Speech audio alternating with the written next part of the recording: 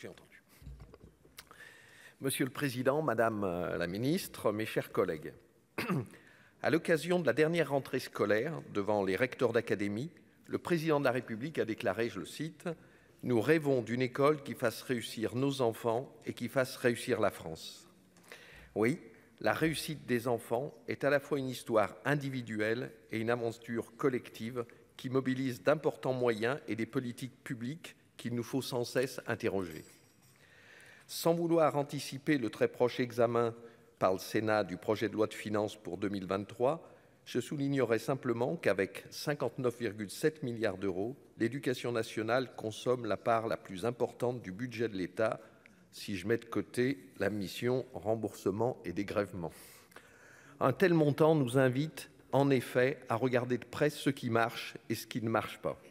Ce soir, il est question de débattre de l'orientation post-bac, une phase déterminante pour le futur de chacun de nos jeunes concitoyens. Dans l'imposant système de l'éducation nationale, quel bilan pouvons-nous tirer de Parcoursup après 4 années de sa mise en œuvre ? Si l'on s'en tient aux chiffres publiés sur la plateforme, 836 000 candidats concernés en 2022, 3,8 millions de propositions d'admission et 93% de lycéens contentés en phase principale. À l'issue de la phase complémentaire, seuls 160 bacheliers seraient restés sans proposition. C'est peu, c'est mieux que l'année précédente, mais bien sûr, pour les familles concernées, c'est beaucoup. On observe toutefois que les commissions d'accès à l'enseignement supérieur jouent bien leur rôle dans l'accompagnement de ces élèves sans solution et j'en profite pour saluer leur travail. Parcoursup semble globalement fonctionner et éviter certains écueils de l'ancien dispositif APB, jugé à l'époque totalement déshumanisé et trop complexe. Cependant, si les quotas d'affectation des élèves sont remplis, ce système d'orientation respecte-t-il un principe républicain fondamental, celui de l'égalité des chances dans l'accès aux études supérieures? Des orientations ne seraient-elles pas davantage subies plutôt que voulues? 28% d'élèves se déclarent insatisfaits de leur sort d'admission dans le supérieur. Parcoursup n'évite pas la sélection, selon un rapport de la Cour des comptes de 2020 sur l'orientation des étudiants. Certains de mes collègues l'ont rappelé, la façon dont procède la commission d'examen des vœux n'est pas totalement transparente. La publication ex post des critères retenus à l'issue de la procédure d'inscription ne suffit pas à garantir un traitement de non-sélectivité. Si le Conseil constitutionnel a donné raison au secret des délibérations des jurys, il serait cependant souhaitable de définir certains des paramétrages retenus par la commission d'examen des vœux et d'en écarter certains. Je pense en particulier aux critères du lycée d'origine, parfois utilisés pour le départage dans les filières non sélectives en tension. Enfin, en amont de Parcoursup, bien que l'article L313-1 du Code de l'éducation affirme le droit au conseil en orientation, il est urgent de renforcer la phase d'information individualisée des élèves durant leurs 2 dernières années de lycée. Les politiques publiques en la matière devraient notamment mieux prendre en compte les difficultés propres aux élèves des milieux socialement défavorisés.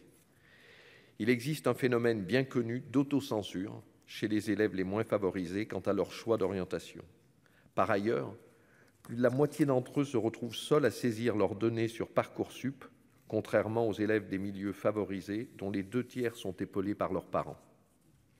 Pour terminer, mes chers collègues, je n'oublie pas le problème du stress de plus en plus répandu chez les élèves, comme il vient d'être évoqué.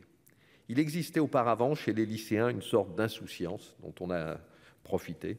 Certes, le système d'entrée à l'université sur le mode du premier arrivé, premier servi n'était pas juste.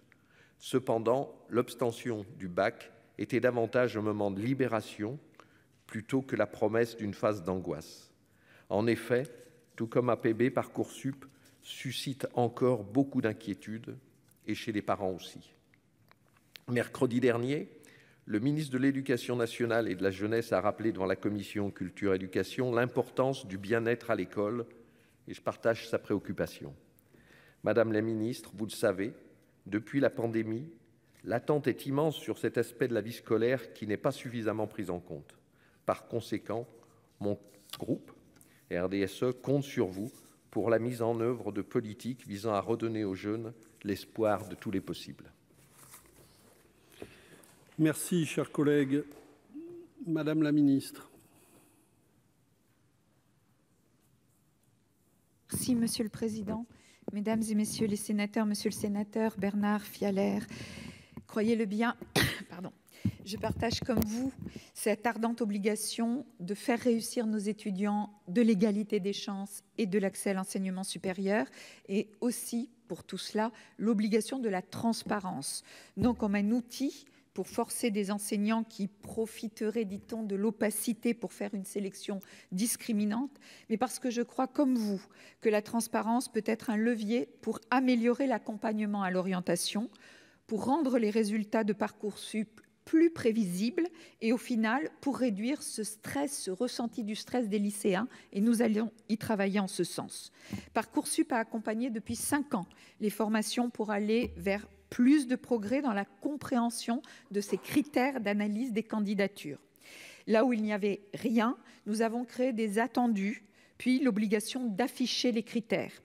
Et nous irons plus loin, comme je l'indiquerai tout à l'heure dans ma réponse finale. Approfondir la transparence, évidemment, oui. Mais comme vous l'avez dit, je tiens aussi à préserver ce secret des délibérations collégiales des enseignants.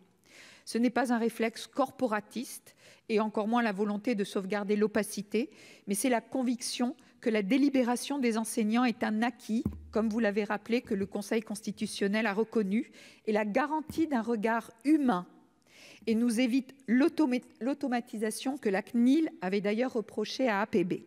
Ne tombons pas collectivement dans cette caricature qui jette l'opprobre injustement sur les milliers d'enseignants qui font l'examen des dossiers avec détermination et la volonté chevillée au corps d'accueillir et de faire réussir leurs futurs étudiants. Je voudrais rappeler la volonté de la loi OR de Parcoursup pour les étudiants boursiers, favoriser la prise en compte des cordées de la réussite et tout l'accompagnement que je vous présenterai sur les enseignants du secondaire et aussi les parents d'élèves où il y aura aussi un axe de travail. Je vous remercie et il y aura des progrès à faire et qui seront faits. Merci.